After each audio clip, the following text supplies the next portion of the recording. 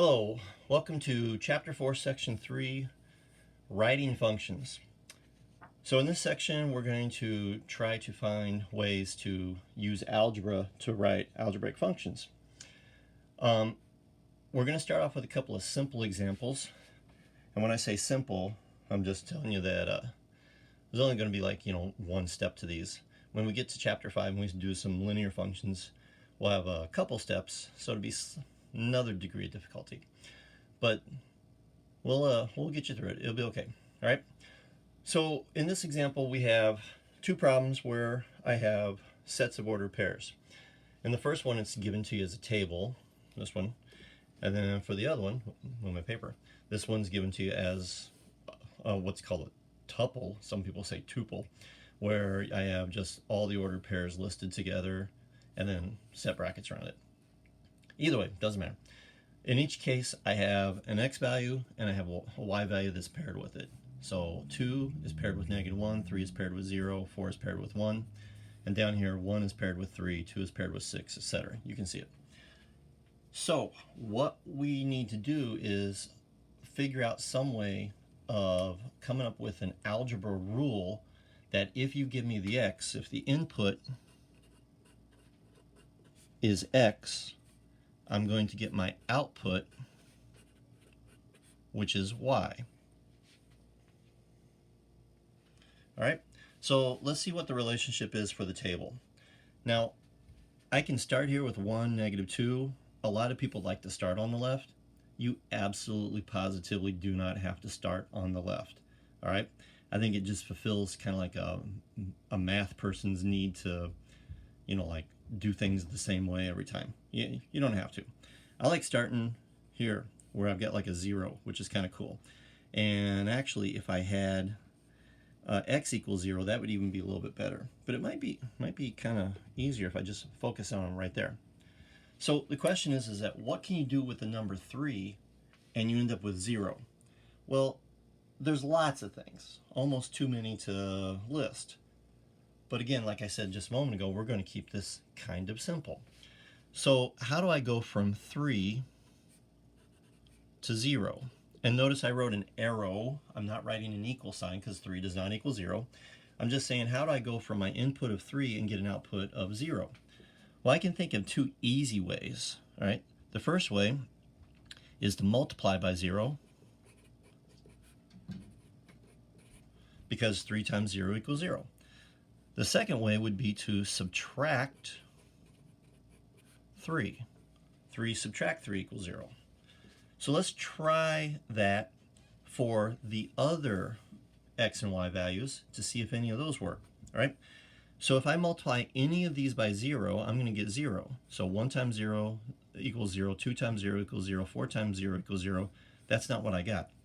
So that's not going to work. Whatever works for one of them has to work for all of the ordered pairs. Let's try subtract 3. Well, 3 minus 0 equals 0, like we said. 4 minus 3 equals 0. Excuse me. 4 minus 3 equals 1. And then over here, 1 subtract 3, that equals -2. 2 subtract 3, that does equal -1. Like I said, 3 subtract 3 equals 0, and 4 subtract 3 does equal 1. So -2, -1, 0, 1 right here, that does seem to be what my output is. So I think that this is my rule. I'm going to take each x and subtract 3. How do I write that as a function? Well, exactly as I said it. I'm going to take each x and I'm going to subtract 3. And the only thing I have to do with that is I say that equals y. And just for the way we present things in math, I'm going to put the y equals in front like that. If you write x minus 3 equals y, if you put the equals 3 on the right side, it's technically not wrong, but you're going to get confused as we go through the rest of it. Now I'm going to add one more thing. This right here is the answer. You're done. It's over with. But I'm going to add one more thing just to kind of like give you a heads up for where we're going to be heading here. I can also say, if I give this function the name f, or I can name it g or h or anything else, I can say f of x equals x subtract 3. And that just tells me that if I name this as a function, one popular name that we give as function would be f, the first letter of function. And we just say the function using the variable x means take x and subtract 3. Both those are going to work. All right, let me scoot that up so you can see the next one. So now my relationship is for this set of ordered pairs, I go 1 to 3, 2 to 6, 3 to 9, and 4 to 12. You can pick any of them, but small numbers are okay too. All of them are going to work. So I say, well, what works to go from 1 to 3? So I can either add 2, 1 plus 2 equals 3, or I can multiply, that's an L, multiply by 3, because 1 times 3 equals 3. So what works here has to work for all of them. So let's try adding 2. 2 plus 2 equals 4. In the function I have 6, so that's not going to work. And to be honest, I can stop now because I don't have to check all of them. If it doesn't work for one of them, you're done. You can look at any of the rest of them. 3 plus 2 equals 5, that's not a 5. 4 plus 2 equals 6, that's not a 6. So add 2 does not work, that's a no. Let's try multiplying by 3. 3 times 1 does equal 3. 3 times 2 does equal 6. 3 times 3 is 9. So this one seems to work. 4 times 3 equals 12. So this is the rule that I'm going to use.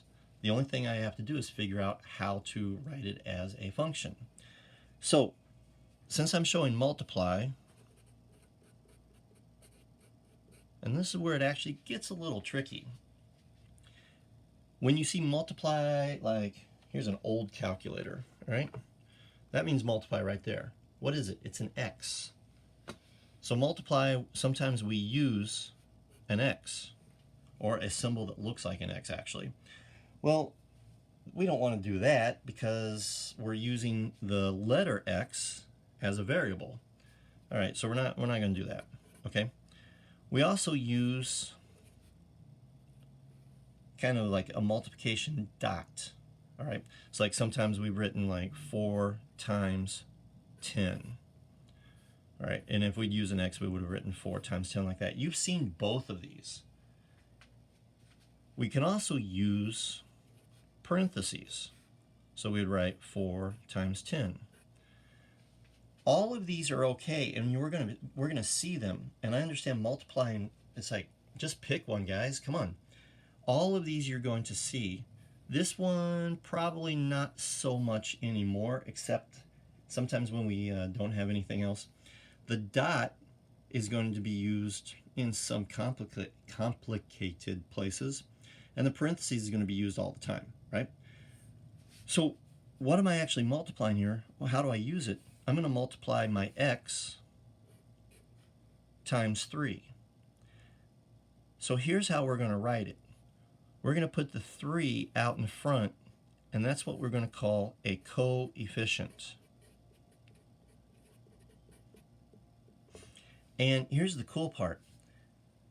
Because I know that's a constant, which is the number 3, and that's a variable, which is x, I don't have to put any of these symbols in here.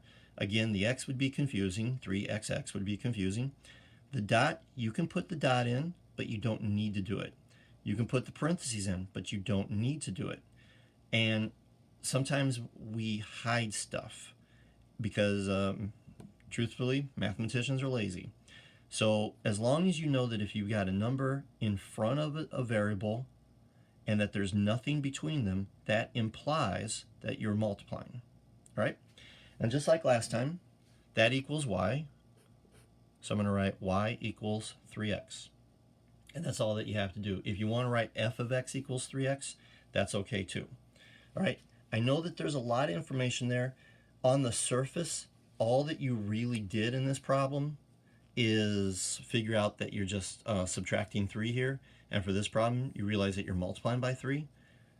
If you can get there, that's awesome. That's fine. But I know that there's a lot of deep math that's actually happening with these problems that I'm going to talk about because I want to get you ready for the next problems that are going to be a little bit harder. Okay, so don't worry about this. It'll be okay. But there's a lot more going on here than you would see at first glance. All right, see you in the next video.